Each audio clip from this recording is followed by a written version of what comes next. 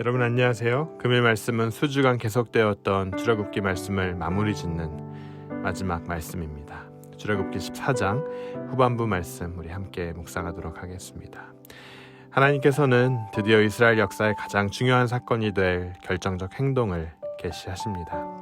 하나님은 코앞까지 쫓아온 애굽 군대가 더 이상 접근하지 못하도록 불기둥, 구름기둥으로 틀어막으시고 이스라엘 백성들을 보호하십니다.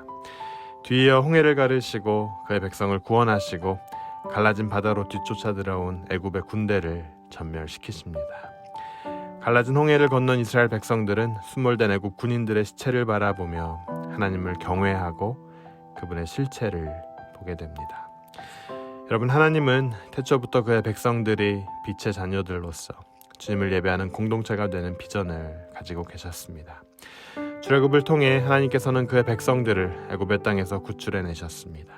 출애굽은 하나님의 비전을 이루는 행위였습니다. 하나님께서는 정치, 경제, 또 사회적으로 하나님의 백성들을 노예 삼고 그들의 노동력을 착취한 애굽을 심판하시고 자유를 잃어버리고 종노릇하던 그의 백성들에게는 자유를 주시는 분이셨습니다. 여러분, 홍해가 갈라진 사건은 이스라엘 민족이 출애굽한 역사를 나눌 때마다 언급되는 하이라이트죠. 이 사건이 갖는 중요성 때문입니다. 하지만 여러분, 이 사건 자체보다 더 중요한 것이 있다면 바로 이 사건을 총지휘하신 하나님에 대한 바른 이해와 바른 반응일 겁니다. 금일 홍해가 갈라진 사건을 통해 여러분, 우리는 어떤 하나님을 볼 수 있을까요? 금일 말씀 안으로 들어가 보도록 하겠습니다. 출애굽기 14장 21절에서 25절이 이렇게 전합니다. 모세가 바다 위로 손을 내어 민데 여호와께서 큰 동풍으로 밤새도록 바닷물을 물러가게 하시니 물이 갈라져 바다가 마른 땅이 된지라. 이스라엘 자손이 바다 가운데 육지로 행하고 물은 그들의 좌우에 벽이 되니 애굽 사람들과 바로의 말들, 병거들과 그 마병들이 다 그 뒤를 쫓아 바다 가운데로 들어오는지라.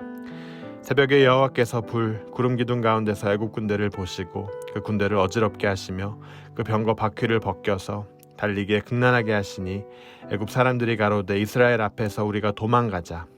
여호와가 그들을 위하여 싸워 애굽 사람들을 치는도다.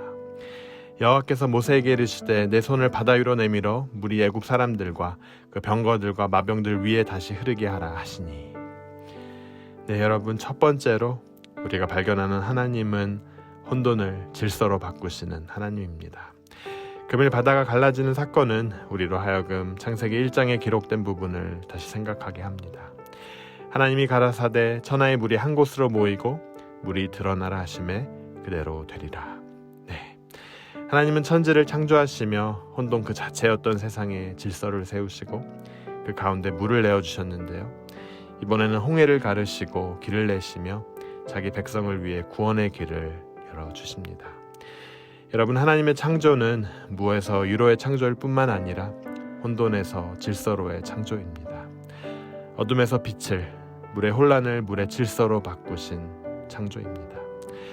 홍해를 가르시고 제압하신 사건은 창조주 하나님께서 스스로 있는 자의 능력을 보여주신 사건이었어요. 우리는 현재 하나님이 이미 세우신 질서가 파괴되고 있는 세상을 살아가고 있습니다. 자연의 질서가 바뀌고 있고요. 가정의 질서가 바뀌고 있습니다. 사랑하는 여러분, 이런 세상을 사는 우리가 말씀을 잃어버리면 혼란 가운데로 들어가게 되어 있습니다. 세상은 혼란스럽고 모든 영역과 경계를 혼란스럽게 하지만 우리는 말씀으로 이 말세를 주님 주신 질서 안에서 살며 그 질서를 우리 삶을 통해 이루게 되길 주님의 이름으로 축원합니다. 역사의 혼돈 세력인 바로와 그의 군대에게 생명의 길, 구원의 길은 바로 사망의 길이 되었습니다. 하나님이 베푸시는 숱한 기적을 보고도 그의 주권을 인정하지 않았던 바로와 정예 부대는 그만 홍해에 수장되고 말죠. 약 600대의 바로의 병거들과 마병들의 멈출 줄 모르는 질주는 오히려 화를 불러일으켰던 거예요.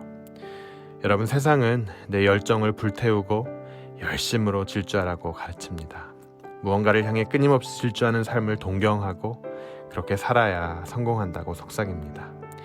이 말은 우리가 게으르게 살라는 말이 아니에요. 하지만 우리가 알아야 할 것이 있다면 삶에서 중요한 것은 속도보다 방향이라는 사실입니다. 우리가 잘못된 길로 빠르게 질주하고 있다면 그만큼 진리로부터 빠르게 멀어지고 있다는 거죠. 세상에 보기에 우둔해 보이고 답답하게 보일지라도 우리의 삶을 보고 계신 분이 세상이 아니라 하나님이라는 사실을 깨달을 때 우리는 광란의 질주를 멈추고 하나님께 돌아설 수 있습니다. 다만 너무 늦기 전에 깨달아야 돼요. 홍해 사이로 난 물을 따라 앞서간 이스라엘 백성들을 쫓던 애굽 병사들은 자중질환에 빠져 오고 가도 못하게 되었습니다.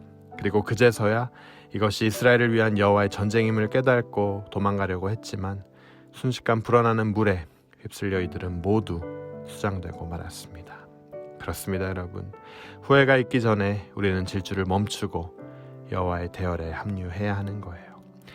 아직도 세상을 향해 다시 덮이고 있는 홍해바다를 향해 질주하는 분들 계시다면 멈추고 방향을 트시길 바랍니다.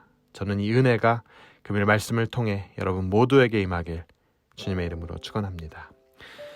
여러분, 우리가 어제 말씀을 보면 모세는 두려워하지 말고 가만히 서서 여호와께서 오늘 너희를 위하여 행하신 구원을 보라. 너희가 오늘 본 애굽 사람을 영원히 다시 보지 아니하리라 라고 선포합니다. 어떻게 보면 참 이해가 안 되는 명령입니다. 여러분, 여기서 가만히 있으라는 말은 입을 다물고 하나님의 말씀에 귀 기울이라는 말입니다. 이 상황을 믿음으로 받아들이라는 말이에요. 위기 앞에서 가만히 멈춰 침묵할 때 가장 최선의 길로 인도하시는 하나님을 모세가 믿었기에 그렇게 말할 수 있었던 겁니다. 바닷가에 수장된 애굽의 수많은 병사들을 보며 이스라엘 백성들의 머릿속에는 잠시 전 들은 모세의 선포가 생각났을 겁니다. 여러분, 얼마 전까지만도 애굽에 매장지가 없어 자신들이 광야에까지 나오게 하여 죽게 할 거냐고 모세를 원망하던 이들이었습니다. 다시 애굽으로 돌아가 애굽의 노예로 살겠다고 하던 이들이었어요. 하지만 금일 이 사건을 두 눈으로 목도한 이들은 여호와를 경외하고 모세를 신뢰하기 시작했습니다.